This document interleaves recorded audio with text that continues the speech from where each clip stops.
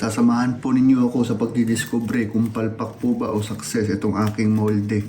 Ang molde po na ito ay gawa ko po sa food waste na bricks din. Tingnan nyo. Ayan. Ayan. Tinape ko lang para hindi gumalaw.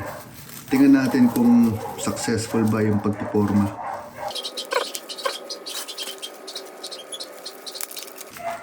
Ayun na, umangat na mga be. Umangat na. Mukhang successful po siya. Oy! Ayan. This is food waste. Pakita ko yung compost. Again, gawa po yan sa ganito, 40% compost. Napakita ko na po sa mga past videos kung paano namin hina-harvest ang ganito. Ang dating food waste after some months, nagiging ganito. Compost, 40% po yung ganyan. And then buhangin na binistay. Ayan, and then simento. And then yung compost na yun, ginagawa ko pong ganito. Yung mix design ko, ginagawa ko pong ganito na bricks. Bricks made of food scrap, concrete, ayan, nasa molde lang at nagiging ganito.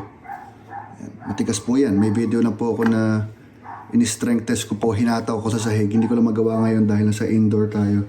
At saka medyo fresh pa siya. 3 days pa lang eh.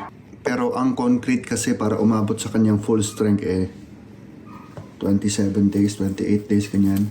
And then yung bricks po na yun, ginawa ko pong ganito. Ayan. Ayan. Ginawa ko lang molde. And ito po naging resulta.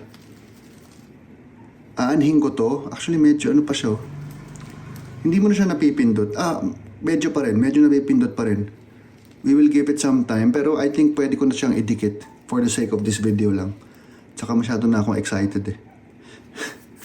For now, I'm happy to see na successful yung molde. Okay po siya. It feels solid.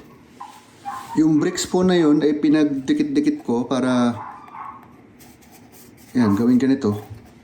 Kasi hindi po parang pang pag hinawakan mo para siyang bato, pero may mga properties siya ng kahoy. Halimbawa, pwede ko siyang i-gun-tucker. Ayan gun-tucker at saka no more nails. At yung ginawa ko po kanina na bloke ay para po maging sahig nito. Dahil plant pot po, ayan Kung mukha po siyang saktong-sakto at parang sinukat, yan po ay dahil sinukat ko talaga. Diyan ko din drawing yung aking molde. So ayan, gagawin ko po siyang sahig niyan. Ayan. Ayan, may sahig na po ang aking plant pot. Paano ko ididikit? Meron akong naiisip na improvement in the future, pero sa ngayon, gagamit muna tayo ng no more nails dahil si no more nails ay pwedeng mabasa. Sige, tanggalin na muna natin. Lagyan natin ng no more nails. Ako talaga, kinakabahan ako dito palagi pag gumagamit ng ganito. Para bang palagi may mangyayaring mali. Tara, sige, let's see.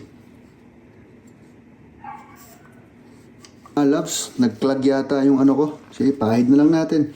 Okay, sa gilid. Ay, kadire. Lagkitans. Pahid.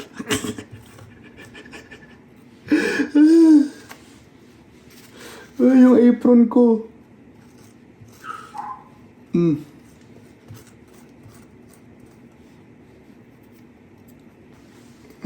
Nag-clog na yata yung kanyang tubo. Ayun na nga sinasabi ko, paramdam ko may ginagawa akong mali. Yung apron ko tuloy. Masasalba pa kaya. Bilisan ko na lang to.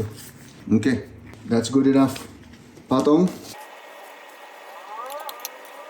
Iurong ko lang. And nilagyan natin ng konting weight. Para lang mag-press. Mga isang oras siguro, iwan natin. And we will return. And lumipas na ang 1 hour. Nilagyan ko ng pressure dito. Ito na siya. After ko mag-video, babalutan ko lang tong gilid para mapagpatuloy yung curing process. Pero ito na, dikit na po yan. Maliit lang naman, so hindi ako nag-aalala na kakalas. Tsaka, no more nails po yan. Bili po ako dyan sa no more nails. Kaya lang, Ako aminado, hindi ako happy sa pagkakatimpla ko ngayon. Masyado kong minadali paghahalo. Ay, teka lang. Buksan ko ilaw ko para makita nyo yung laman. Ayan. Yan.